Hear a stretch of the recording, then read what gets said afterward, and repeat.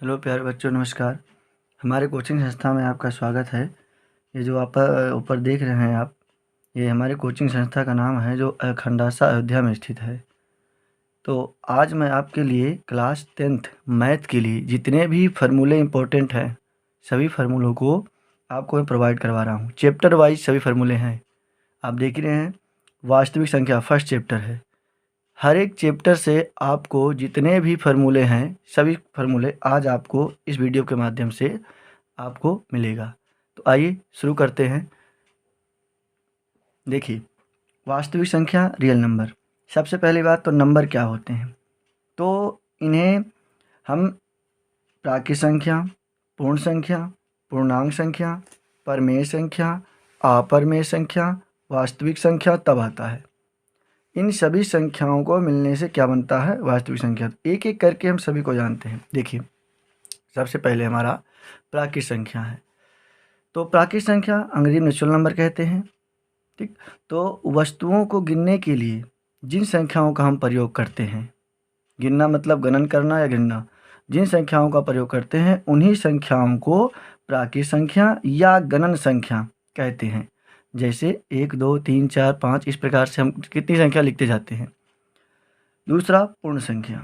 पूर्ण संख्या होती है तो प्राकृतिक संख्या में शून्य को सम्मिलित कर देते हैं। शून्य को सम्मिलित करने से जो संख्या प्राप्त होती है उसे पूर्ण संख्या कहते हैं। देखिए, प्राकृतिक संख्या हुआ 1 2 3 4 लिखा हुआ, अब इसी के आगे हमने क्या शामिल कर दिया, शून्य को। तो ये जो संख्या बनी ये कहलाती है हमारी पूर्ण संख्या। अब आते हैं पूर्णांक संख्या, इंटीजर्स नंबर।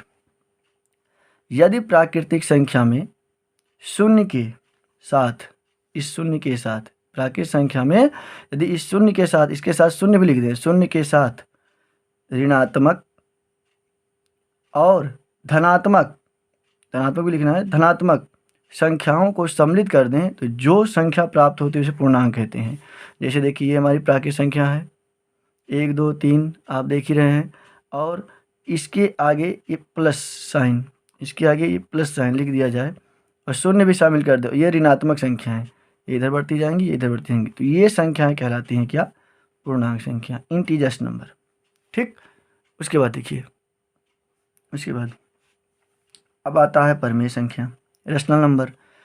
वे संख्याएं जिन्हें P/Q के रूप में लिखा जा सकता है उन्हें क्या कहते हैं, परमेय संख्या। लेकिन यहाँ एक शर्त हो, क्या कि Q, जहाँ P एक पूर्णांक हो सकता है, ये P एक पूर्णांक हो सकता है, पूर्णांक आपको बताया गया, P एक पूर्णांक हो सकता है, लेकिन ये Q कभी भी शून्य नहीं होना चाहिए, अर्थात Q नॉट इक्वल टू 0। जैसे 3/1 लिख सकते हैं हम, 3 5/2, 0/1, शून्य भी एक परमेय संख्या है, 0/1 -1/4, लेकिन कभी भी हम 4/0 नहीं लिखेंगे, क्योंकि आपको ये बताया गया Q not equal to 0, Q कभी भी 0 के बराबर नहीं हो सकता। तो अर्थात जैसे हम P/Q के रूप में लिख सकते हैं, P पूर्णांक संख्या हो सकती है और Q 0 के बराबर कभी नहीं होगी, वो संख्या कहलाती है हमारा परमेय संख्या, रेशनल नंबर। ठीक, चलिए आते हैं अब अपरमेय संख्या पर। अपरमेय संख्या, इरेशनल नंबर। वे संख्याएं जिन्हें P/Q के रूप में ना लिखा जा सके वे अपरमेय संख्या कहलाती हैं। जैसे √3, √2, √5, √7, ये सभी संख्याएं क्या हैं, अपरमेय संख्या हैं। अब आपको एक बात ध्यान रखना है कि पाई का मान जो होता है 22/7 होता है, तो ये पाई एक अपरमेय संख्या कहलाएगी और 22/7 क्या कहलाएगी, परमेय संख्या। ठीक, इसे ज़रूर याद रखिएगा इस बात को। ठीक, अब देखिए आते हैं वास्तविक संख्याएं।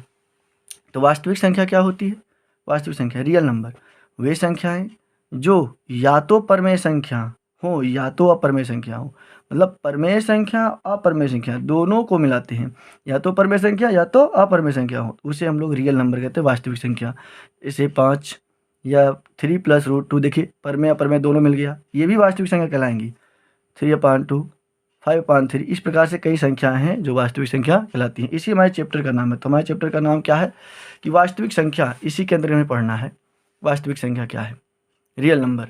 तो हम देखते हैं कि वे संख्याएं जो या तो परमेय हैं या तो अपरमेय या दोनों हैं, तो वो क्या कहलाती हैं, वास्तविक संख्या कहलाती हैं। ठीक, देखिए अब इसी के साथ हमें क्वेश्चन में बनाएंगे तो हमारा क्या सआभाज्य संख्या, ठीक। हाँ, तो सआभाज्य संख्या कंपोजिट फैक्टर नंबर, तो ये क्या होता है, ऐसी दो संख्याएं जिनके बीच अधिकतम उभयनिष्ठ, उभयनिष्ठ होता है कॉमन नहीं बोलते हैं, जो दोनों मिल जाए, उभयनिष्ठ कम से कम एक होना चाहिए गुणनखंड उसका, तो उसे हम लोग सआभाज्य संख्या कहते हैं। जैसे 2 और 3 ये दोनों आपस में कट तो नहीं है, लेकिन इसका गुणनखंड कितना है, 1। 4 और 5 इन दोनों के बीच में जो गुणनखंड हम करेंगे तो उसका गुणनखंड कितना मिलेगा, 1।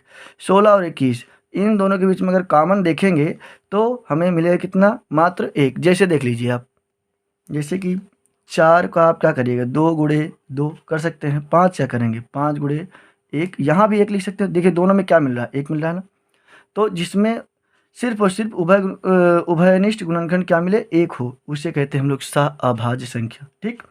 अब इसमें दो बातें नोट करने वाली हैं, क्या कि एक क्या है, एक ना तो भाज्य है और ना ही अभाज्य है, क्योंकि ये सभी का गुणनखंड होता है।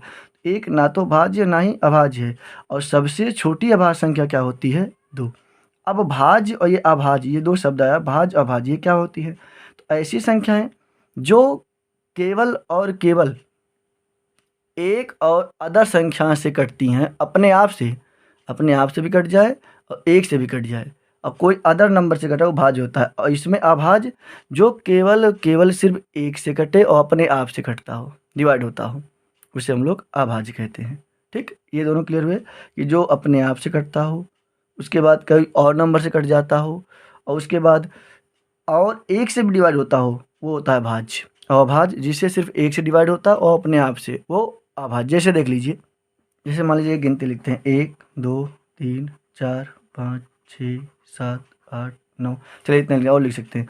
देखिए एक तो ना तो भाज्य ना भाज्य है, 2 सिर्फ एक से और अपने आप से, 3 सिर्फ एक से अपने आप से, 4 सिर्फ एक से अपने आप से और 2 से भी, देखिए अदर नंबर मिल गया, ये क्या हो गया, भाज्य।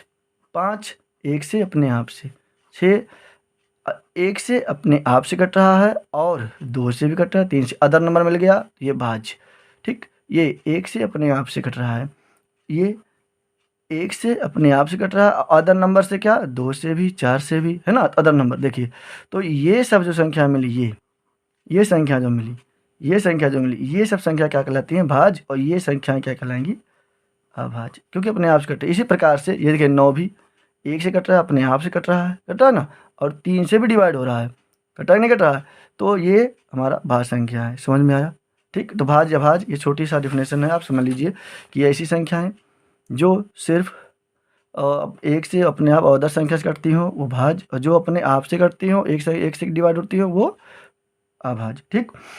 अब हमारे फर्स्ट चैप्टर में एक वैज्ञानिक हैं यूक्लिड साहब। कौन है, यूक्लिड साहब। तो ये यूक्लिड साहब ने क्या बताया था कि जिस प्रकार से हम HCF और LCM, हाईएस्ट कॉमन फैक्टर और लोएस्ट कॉमन मल्टीप्लाई जो याद करते हैं, HCF और LCM, ये हम लोग डिवाइड विधि से बनाते हैं, भाग विधि से सीखे हैं। तो इन्होंने, यूक्लिड साहब ने, इसके लिए एक प्रमेय बनाया। यदि हम सवाल को सॉल्व करते हैं, बनाते हैं, तो वो क्रिया यूक्लिड एल्गोरिथम कहलाएगा। और यदि हम सवाल को सिद्ध करते हैं या दिखाते हैं, मान लीजिए सवाल कुछ भी दे दिया, आपको सिद्ध करने के लिए कहा जाए, तो हम उनके प्रमेयिका को यूज करते हैं। तो आप अध्याय पढ़िएगा तो समझ में आएगा, लेकिन हम आपको बता देते हैं कि यूक्लिड एल्गोरिथम क्या होता है, कि यह यूक्लिड के द्वारा सुपरिभाषित पदों का एक श्रेणी होता है, वो परिभाषित किया हुआ रहता है। जो ये ये एल्गोरिदम जो है यूक्लिड साहब का, वो परिभाषित किया हुआ रहता है, जो समस्या को हल, बताया ना अभी आपको, क्वेश्चन को हल करने में काम आता है, समस्या को हल करने के विधि को बताता है। और प्रमेय क्या है, यह सिद्ध किया गया कथन होता है, इसे सिद्ध किया गया है, इसे अन्य कथनों द्वारा सिद्ध किया जाता है, और कथन को परिसिद्ध करने के लिए ही इसका प्रयोग किया जाता है। इसे समस्याओं को हल करने के लिए और इसे क्या करने के लिए, समस्याओं को सिद्ध करने के लिए किया जाता है, ठीक। तो दोनों का आप अंतर समझ गए। यूक्लिड विभाजन एल्गोरिथम, अगर आपके क्वेश्चन में कहे यूक्लिड विभाजन एल्गोरिथम, तो आप क्या करेंगे कि इसे क्या करेंगे, समस्याओं को हल करने के लिए लगाएंगे, और यूक्लिड विभाजन प्रमेयिका का प्रयोग हो तो इसे हम सिद्ध करने में लगाएंगे। चलिए देखिए क्या है, आगे समझते हैं। देखिए, दो दिए गए धनात्मक पूर्णांक a और b के लिए अद्वितीय पूर्ण संख्याओं कि Q और R का अस्तित्व इस प्रकार होगा। यूक्लिड साहब ने बताया A बराबर BQ प्लस R, जहाँ जीरो R जो है R 0 से क्या होगा, बड़ा होगा या बराबर होगा, लेकिन R का मान 20 से क्या होगा, छोटा होगा।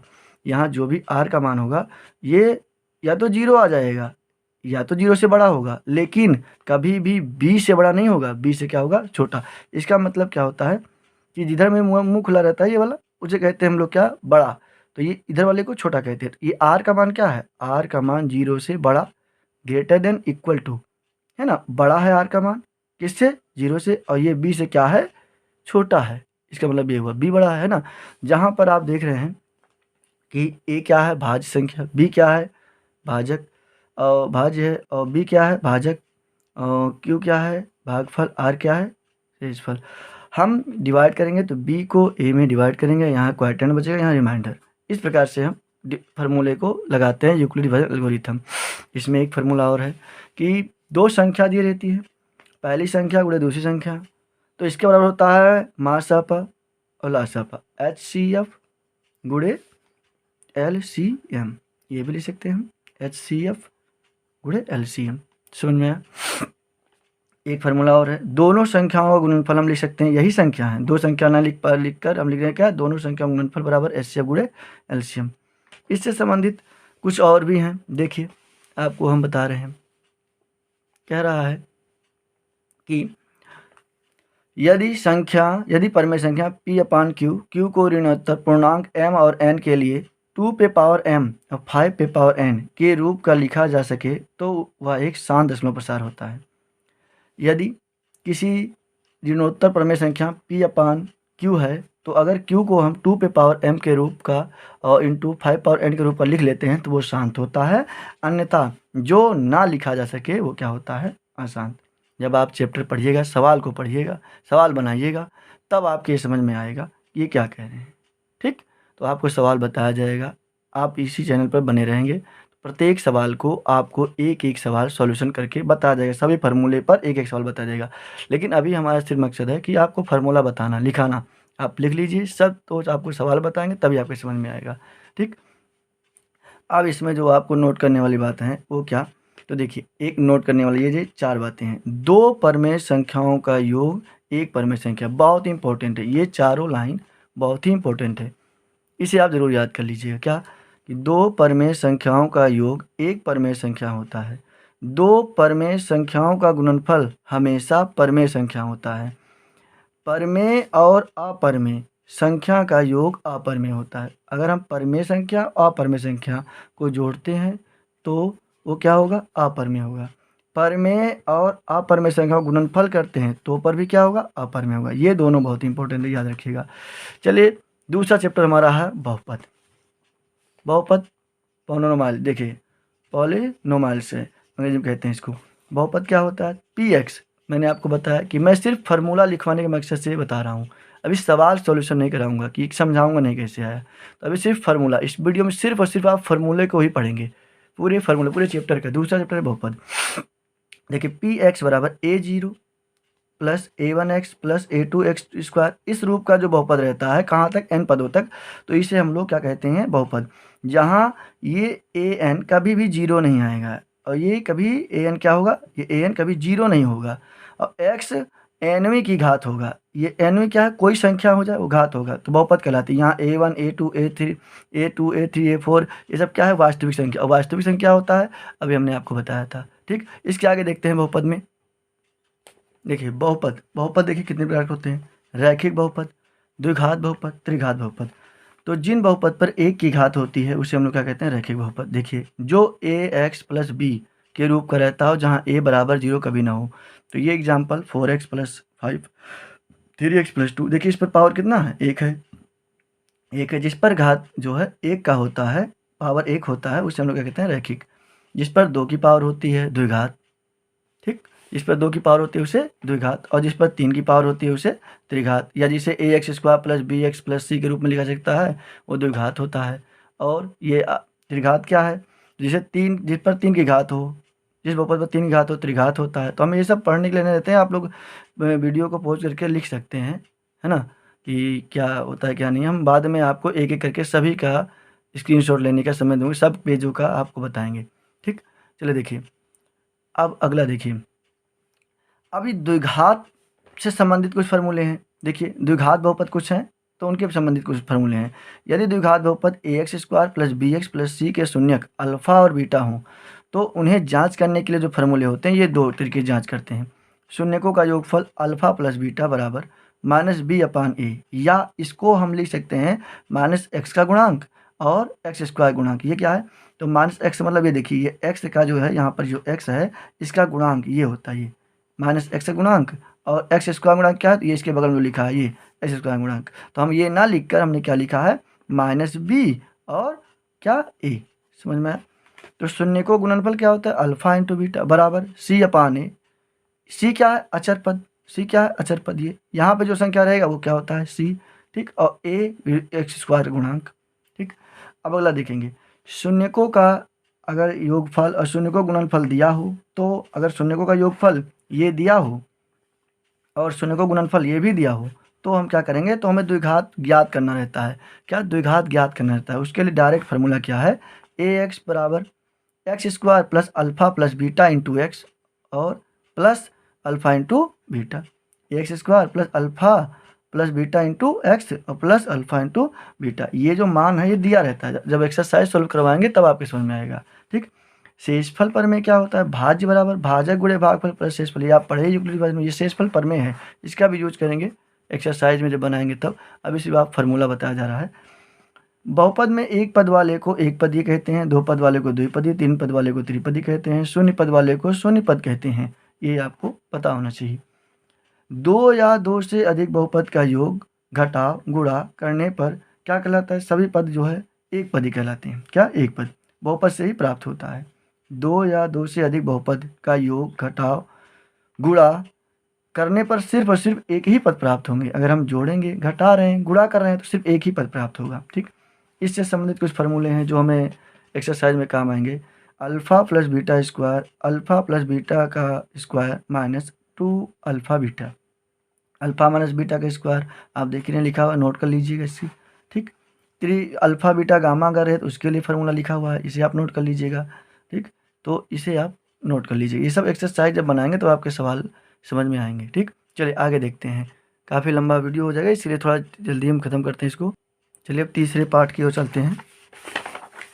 तीसरा पार्ट हमारा क्या है, दो चर वाले रैखिक समीकरण युग्म, pair of liner equation in two variables.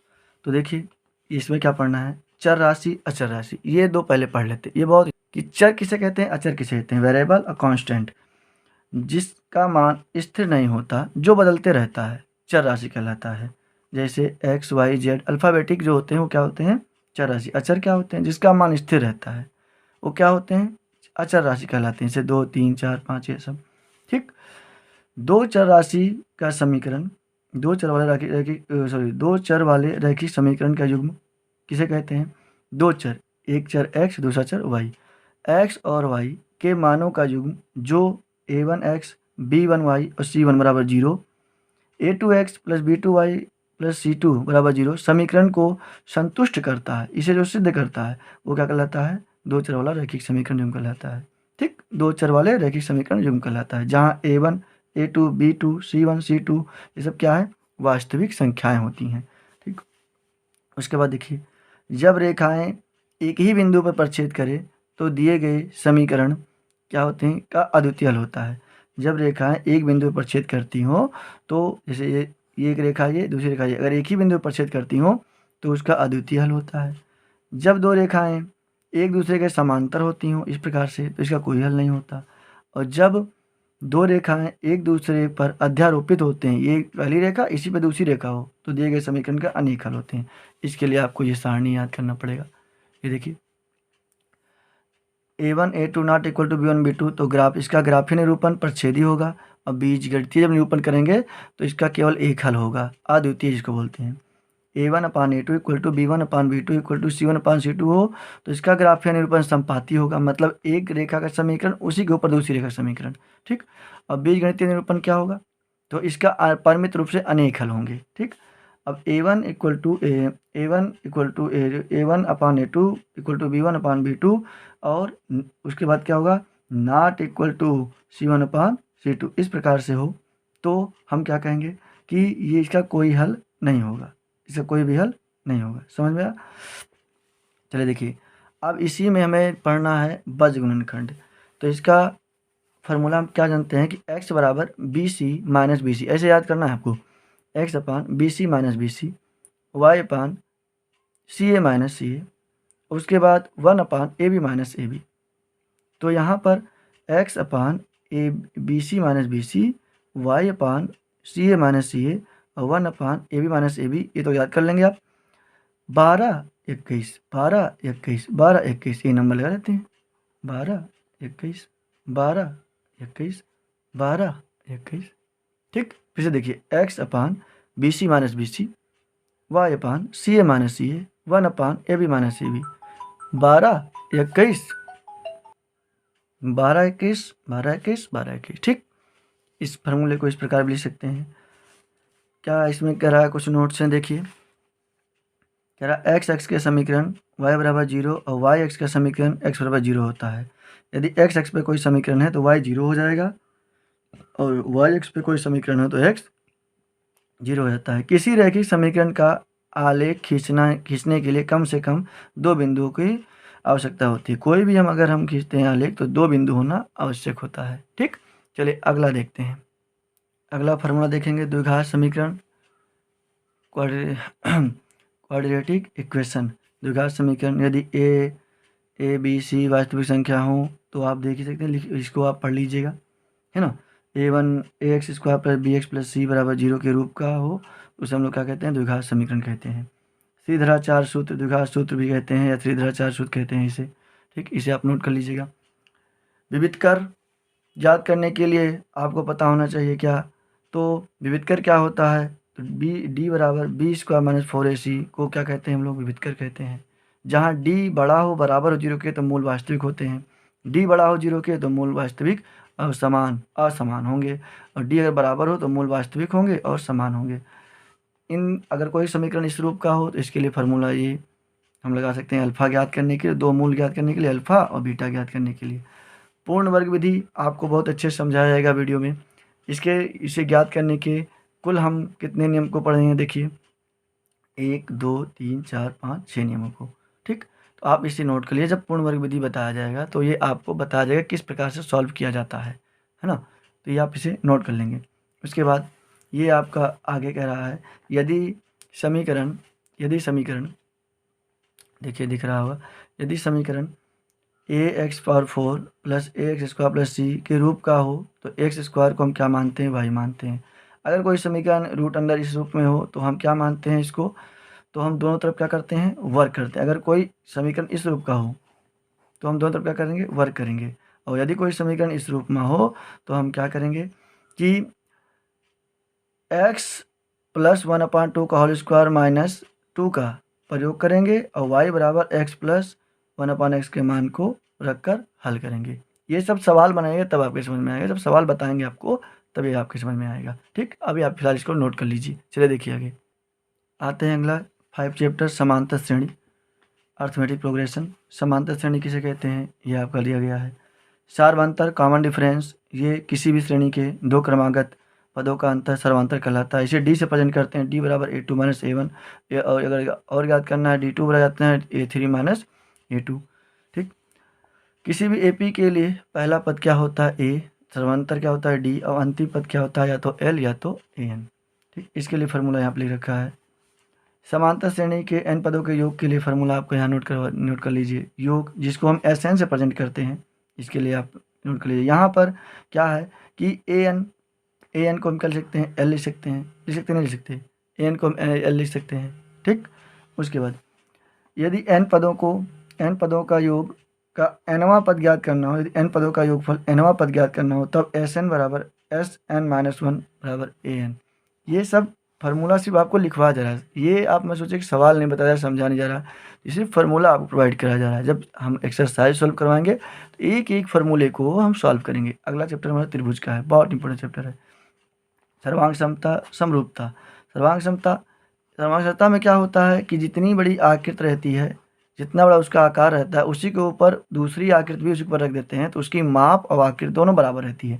यदि दो वस्तु का आकार और माप समान हो तो दोनों संख्याएं क्या दोनों वस्तुएं क्या होती हैं, या तो दोनों वस्तुएं क्या हो, समपाती हो, मतलब उसी के ऊपर वो वस्तु रखते हैं समपाती हो, तो हम उसे क्या कहते हैं, सर्वांग सम कहते हैं।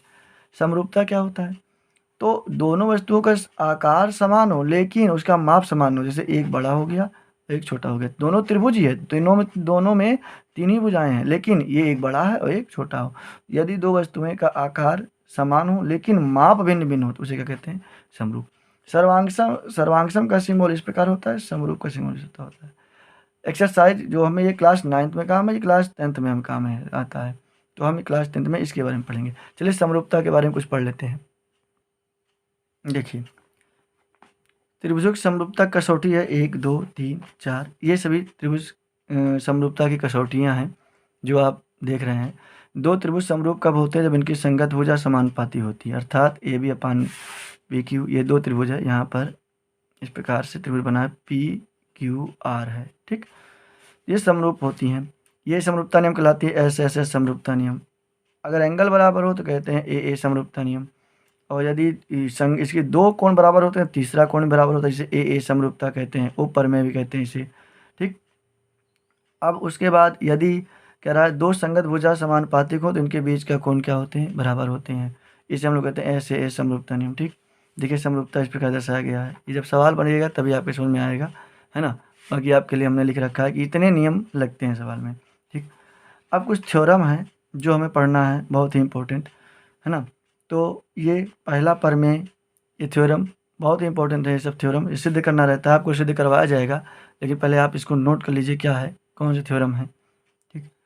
एक तो थेल्स का विलोम, एक पाइथागोरस का विलोम कहलाता है, ठीक। एक थेल्स और थेल्स का विलोम, समझ में आया। तो ये थेल्स है, ये थेल्स का विलोम है। ये दो समरूप त्रिभुजाओं के क्षेत्रफल का अनुपात और उनके वर्गों के अनुपात के क्या होते हैं, बराबर होते हैं, ये प्रमेय है।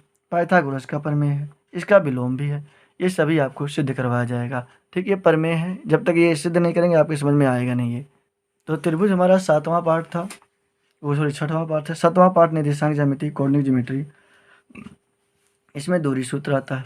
दूरी सूत्र हमें याद रखना है, कोई भी रहता है बिंदु दिया जिसे x1 y1 मानते हैं। अगला चैप्टर निर्देशांक ज्यामिति, जिसे हम लोग कोऑर्डिनेट ज्योमेट्री कहते हैं। दूरी सूत्र दो बिंदुओं के लिए x1 y1 x2 y2 होता है, तो उन दोनों बिंदुओं के बीच में दूरी ज्ञात करने का फॉर्मूला यही है, पी क्यू बराबर under the root x2 minus x1 का whole square plus y2 minus y1 का होल स्क्वायर। सेक्शन फार्मूला विभाजन सूत्र पढ़ना है हमें।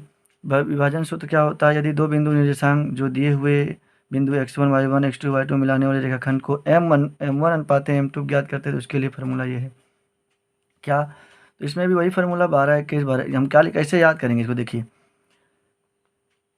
पी एक्स वाई बराबर लिखेंगे M X plus M X, क्या बोलेंगे, M X plus M X upon M plus M Y plus M Y अपान एम प्लस एम, 12 21 12 21 12 21 12 12, बस। एक्स का मान ज्ञात करने के लिए M X plus M X, एक ही फार्मूला है, ये एक में रखे अलग अलग कर दिए, M X plus M X बराबर एम प्लस वन, वो M plus M Y plus M Y अपान एम प्लस एम, ठीक। 12 21 नंबर बाद याद हो जाएगा, ठीक। उसके बाद देखिए मध्य बिंदु सूत्र क्या होता है, x1 प्लस x2 अपान 2 y1 plus y1 plus y2 अपान 2, ठीक। त्रिभुज के लिए तीन बिंदुओं के लिए फार्मूला क्या होता है, तो इसके लिए भी देखिए एक ट्रिक बता देते हैं आपको। 1/2, ये तीन बिंदु दिया रहेगा, 1/2 x y minus Y X Y minus Y X Y minus Y, मतलब ऐसे लिख लेंगे, ठीक। कैसे, देखिए आपको हम समझा देते हैं किस प्रकार से हमें लिखना है, ठीक। देखिए ऐसे हम लिखेंगे, यहाँ पर लिख देते हैं कि x y माइनस वाई, ठीक, x y माइनस वाई, ठीक, x y माइनस वाई लिख दिए। अब आपको इस पर नंबर बैठा देना है, क्या कि कौन सा नंबर याद रखना है आपको, 123 300 231 312। कौन सा? 123, 231, 312। यही नंबर याद रखना है। आराम से आप याद कर लेंगे इतने बड़े फार्मूले को। X Y minus Y, X Y minus Y, X Y minus Y, क्या हो गया? 123, 231, 312। याद हो गया? ठीक। अब उसके बाद देखिए कुछ त्रिभुज क्षेत्रफल, कुछ त्रिभुज के क्षेत्रफल जो होते हैं वो क्या होते हैं? कुछ त्रिभुज क्षेत्रफल ऋणात्मक अगर आता हो तो ऋणात्मक चिन्ह को क्या करते हैं? छोड़ देते हैं। त्रिभुज का क्षेत्रफल हमेशा क्या होता है? धनात्मक होता है। अगर मान लीजिए सवाल बना रहे ऋणात्मक आ गया तो अब ऋणात्मक चिन्हों को छोड़ देंगे। क्यों? त्रिभुज का क्षेत्रफल हमेशा धनात्मक आता है। ठीक। 3 बिंदु संरेख कब होगा? जब इनके क्षेत्रफल क्या होंगे? 0 के बराबर होता है। संरेख एक ही रेखा पर होगा कब? जब क्षेत्रफल क्या होगा? 0 के बराबर होगा। ठीक। ऐसा बिंदुओं को आपको नोट करना है। चलिए त्रिकोणमिति चैप्टर देखते हैं, 8वां चैप्टर। इसके लिए आपके लिए ये फार्मूला लाल बटे कक्का, ये सब आपको एक वीडियो के माध्यम से, ट्रिक के माध्यम से आपको याद करवाया जाएगा। ठीक। लंब बटे साइन, लंब बटे कर्न, tan sine cos, tan cos, cot, cosec, ये सब कब कहाँ से आया, ये सब आपको एक अलग वीडियो बनाकर समझा दिया जाएगा। लेकिन अभी ये फार्मूला सिर्फ है आपके लिए, तो फार्मूला पे आधारित था ये वीडियो, तो हम फार्मूले पे आधारित आपको ये वीडियो प्रोवाइड करवा रहे हैं। तो ताकि आप नोट कर लीजिए, ताकि ये आपके समझ में आ जाएगा, तो हम अलग से वीडियो डाल देंगे। ये आपका त्रिकोणमिति अनुपात है, त्रिकोणमिति अनुपात, इसे याद करना बहुत ज़रूरी है। ठीक। ये सब आपको समझा जाएगा एक अलग वीडियो बनाकर, इसके लिए मैंने अलग वीडियो बनाया है, आपको ज़रूर प्रोवाइड करवाया जाएगा। त्रिकोणमिति का फार्मूला है ये, आप नोट कर लीजिएगा। त्रिकोणमिति के कुछ और फार्मूले देख लीजिए। Sine theta into cos theta बराबर 1, cos theta into sec theta बराबर 1। इसी से जो है हम कई फार्मूले बना सकते हैं इसी से। ठीक। और त्रिकोणमिति सर्वसमीका का भी फार्मूला देख लीजिए आप लोग। ठीक। जितने भी क्लास 10th में त्रिकोणमिति में जो जरूरी हैं सभी को हमने बना रखा है। ये है हमारा जो है कोसेक थीटा, ये हमारा सेक थीटा लिखा हुआ है। हाइट एंड डिस्टेंस के लिए देखिए त्रिकोणमिति अनुपात के लिए हमें 2 चीज़ आना चाहिए, उन्नयन कोण और नमन कोण, ये 2 हमें पता होना चाहिए। ठीक। देखिए जब हम कोई वस्तु यहाँ और नीचे से हम ऊपर की ओर देखते हैं तो उन्नयन, और ऊपर से नीचे की ओर देखते हैं तो अवनमन कहलाता है। ठीक। ये 9 चैप्टर है। चलिए आगे देखते हैं 10वां चैप्टर वृत्त। वृत्त में भी आपको भाषा याद करना है, लैंग्वेज, सिर्फ लैंग्वेज ही आपको इसमें है जो याद करना है आपको। ठीक। देखिए आप नोट करना चाहे नोट कर सकते हैं, ये सब आपको समझाया जाएगा चैप्टर वाइज। जब पढ़ाया जाएगा तो आपको इस चैप्टर वाइज एक एक शब्दों को समझाया जाएगा, जितने भी फार्मूले हैं सभी को आपको समझाया जाएगा। सांख्यिकी से संबंधित आपके लिए कुछ फार्मूले हैं, इन्हें आप देख लीजिए। सिग्मा कहते हैं इसको। ये जब पढ़ाया जाए, हम माध्य को ज्ञात करते हैं 3 विधियों से। माध्य, माध्यिका, बहुलक। माध्य ज्ञात करने की 1, 2, 3, 4 विधियाँ हैं। 4 विधियों से हम सीखते हैं माध्य को ज्ञात। ये अवर्गीकृत के लिए है और ये तीनों वर्गीकृत आंकड़ों के लिए है।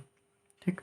इसे आपको नोट करना है, नोट कर लीजिए। जब आपको चैप्टर बताया जाएगा तब ये आपके समझ में आएगा। ठीक। बाकी हमने पूरी कोशिश की है कि आपके समझ में आ जाए, सही शब्दों में लिखा है। ठीक। एक ये देखिए आपने माध्य के बारे में नोट किया, माध्यिका। ठीक। अब आते हैं हम बहुलक पर। बहुलक, उसके बाद इसी में एक होता है तोरण। अब इसके बाद चैप्टर है प्रायिकता, प्रोबेबिलिटी। ये भी बहुत इंपॉर्टेंट क्वेश्चन ये सब दिया है इसमें से, बहुत ही इंपॉर्टेंट फार्मूला है सारे। ताश से संबंधित भी कुछ क्वेश्चन आते हैं। ताश संबंधित मैंने बहुत अच्छे तरीके से तैयार किया है आपके लिए। देखिए ताश से संबंधित मैंने भी तैयार किया है। ये हमारा लास्ट चैप्टर है, देख रहे हैं।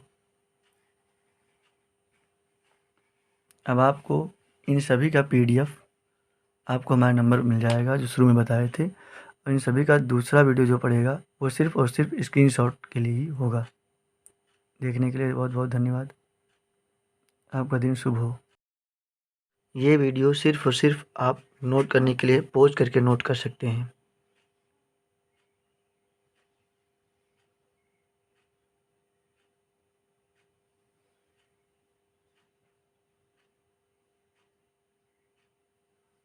इसे आपको समझना है तो इसके दूसरे वीडियो को आप देखिए, जिसमें हमने पहले समझा रखा है इन सभी को। इन सभी के बारे में हमने पहले वीडियो में समझा रखा है, आप उसे क्लिक कर कर देखिएगा। पहला वीडियो वही है हमारा, चैप्टर वाइज आपको फार्मूला प्रोवाइड करवा रहे हैं।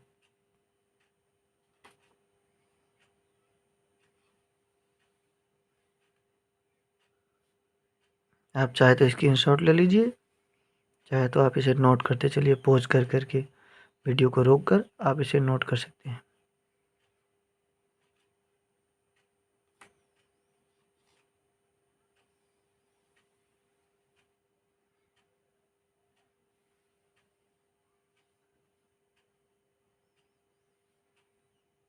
पांचवा पाठ समांतर श्रेणी, क्लास 10th से संबंधित है। सारे फार्मूले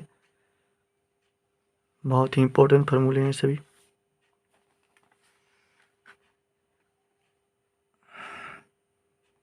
समरूपता संबंधित त्रिभुज के समरूपता संबंधित सारे फार्मूले।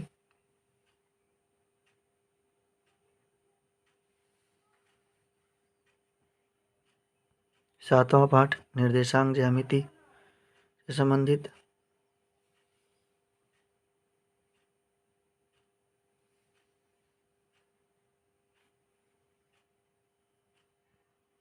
त्रिकोणमिति से संबंधित सभी फार्मूले। आप इसे पॉज करके आप लिख सकते हैं। ये जो आप टेबल देख रहे हैं त्रिकोणमिति अनुपात का, इसे हम अच्छे से समझाएंगे दूसरे वीडियो में, आप इसे नोट कर लीजिए।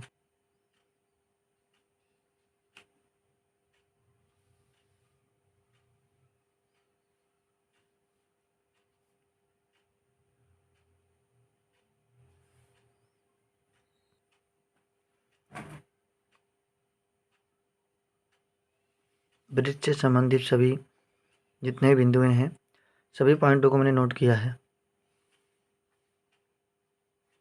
आप इसे नोट कर सकते हैं। बहुत इंपॉर्टेंट है, बहुत काम आएगा आपके। सांख्यिकी स्टैटिस्टिक्स है, माध्य माध्यिका बहुलक संबंधित सभी फार्मूले।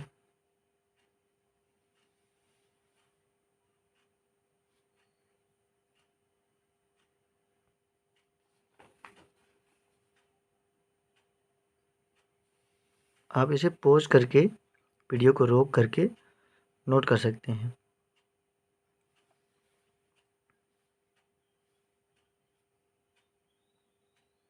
तार संबंधित भी है।